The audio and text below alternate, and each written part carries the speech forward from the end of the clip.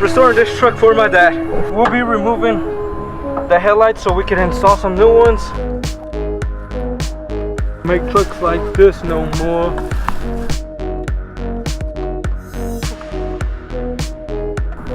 That's it for part 4. We just took off all the headlights and tail lights, and then we'll be buying some new ones.